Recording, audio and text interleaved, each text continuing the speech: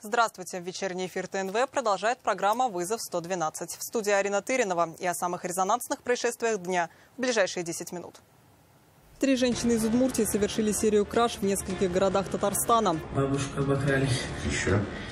Дедушку обокрали. Еще. Услышим, что они рассказали после того, как были задержаны. А что задержит сотрудник полиции? Не знаю, разберемся. 25-летний участник проукраинской организации готовился к совершению диверсии в Казани с использованием беспилотника. Узнаем подробности задержания злоумышленника, которые рассказали в Федеральной службе безопасности. Житель региона 2000 года рождения в целях осуществления диверсий прошел обучение основам конспирации, а также изучал способы изготовления взрывных устройств. Несколько часов назад 8-летний ребенок попал под автомобиль в одном из дворов Казани. Увидим драматичные кадры с камеры видеонаблюдения и узнаем известные к этому часу подробности. Все это и не только. Прямо сейчас. В Набережных Челнах на пожаре в садовом товариществе погиб человек. К прибытию пожарных подразделений открытое горение происходило в одноэтажном бревенчатом доме. В ходе тушения обнаружили тело мужчины. Его личность устанавливается. По предварительным данным, причиной возгорания стало нарушение правил устройства и эксплуатации электрооборудования.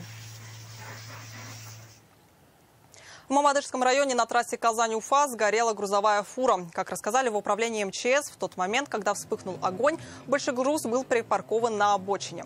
Машина была загружена безалкогольными напитками. Точная причина возгорания пока не установлена. На место происшествия прибыли пожарные расчеты, которые ликвидировали открытое горение. Люди в результате ЧП не пострадали. Днем в Казани во дворе дома на улице Альберта Камалеева 24-летний житель Новосавиновского района со стажем вождения более 5 лет управлял арендованным Черри Тиго. Он совершил наезд на 8-летнюю девочку, ученицу одной из школ Советского района Казани. Ребенок выбежал на проезжую часть между припаркованными автомобилями. Девочка гуляла со сверстниками без сопровождения взрослых. Пострадавшую увезли на машине скорой помощи в медицинское учреждение.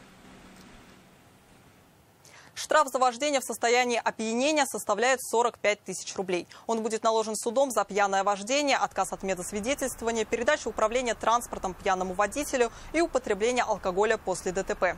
За неделю с небольшим в ходе патрулирования улиц Казани к административной ответственности привлекли 3652 водителя и 913 пешеходов. Оформлено и удалено с дорог города 49 водителей. 25-летний участник проукраинской организации готовился к совершению диверсии с использованием беспилотного летательного аппарата. Незаконная деятельность была вовремя раскрыта и пресечена. Как рассказали в управлении ФСБ России по Республике Татарстан, житель Казани под кураторством неустановленного представителя украинской стороны прошел обучение основам конспирации, а также изучал способы изготовления взрывных устройств. Одновременно с этим в период с февраля по октябрь 2024 года злоумышленник подготавливал диверсию с использованием беспилотного летательного аппарата на одном из заводов города Казани. Следственным отделом УФСБ в отношении задержанного возбуждено уголовное дело по статьям «Диверсия» и «Прохождение обучения в целях осуществления диверсионной деятельности». Старая береза упала на тротуар и проезжую часть улицы Дубравная в Казани. Крупные ветки попали и на пешеходный переход, на котором в этот момент, к счастью, никого не было. Машины также не пострадали, однако проехать в направлении микрорайона Салмычи некоторое время было невозможно. В социальных сетях пишут, что одну полосу движения водители освободили самостоятельно, а прибывшие вскоре работники Горводзеленхоза завершили уборку. Также оперативно было восстановлено и городское освещение, провода которого оказались оборваны. Что явилось причиной происшествия? Порывистый ветер или болезнь растения пока не установлено. Не находиться вблизи крупных деревьев и держаться подальше от рекламных щитов, вывесок, дорожных знаков и линий электропередач рекомендуют МЧС Татарстана. С сегодняшнего вечера и до 21 часа завтрашнего дня на территории республики местами ожидаются сильный ветер, порывами от 15 до 20 метров в секунду, гроза и град. В случае любой беды вы всегда можете обратиться на единый номер вызова экстренных служб 112. Полицейские задержали 3 женщин в Удмуртии. Их подозревают в хищениях денег у пожилых жителей Набережных Челнов и воровстве золота из храма в Чистополе. Преступления были совершены в феврале-марте этого года. Жительницам Удмуртии от 39 до 43 лет. Возбуждено уголовное дело по статье «Кража». Что задержит сотрудник полиции? Не знаю, разберемся. К Криминальное трио из соседнего региона совершило настоящий вояж по городам Татарстана, о котором некоторые из задержанных, видимо, в силу уголовного опыта, рассказывали откровенно. Ранее судимы? Да. По каким статьям? 158, 159. За что задержан сотрудником полиции, понимаете? Да. За что? Бабушку обокрали. Еще? И дедушку обокрали. Еще? Все. Одной из жертв стала 78-летняя пенсионерка. Пожилой женщине сказали, на нее наложена порча. Чтобы снять, сообщницы попросили собрать и завязать в узелок все имеющиеся драгоценности и якобы провести над ним обряд очищения. После попросили некоторое время не вскрывать сверток. Лишь через несколько часов женщина обнаружила, что узелок пуст. По поводу второго факта? По поводу второго факта тоже зашли в подъезд. Угу. Кто зашел в подъезд? Все троем. Так. Я осталась в подъезде, у батареи греться, потому что было холодно, я очень замерзла. Угу. Я осталась в подъезде, девочки зашли в квартиру. Там Хорошо, через сколько они туда вышли? минут через 10, они оттуда очень быстро ушли.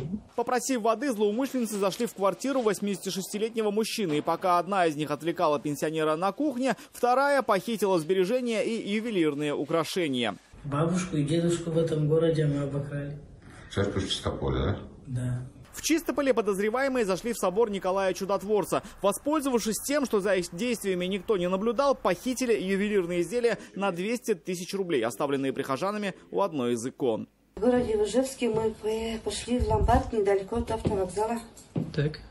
Что в этом Ждали ломбарде? золото, Хорошо. поделили деньги. Кто заходил в ломбард? Все троем. Женщин задержали в городах Сарапул, Глазово, а также в поселке Факел Удмуртии. Возбуждено уголовное дело по статье «Кража». Рамиль Шайдуллин, Олег Хайруллин, вызов 112.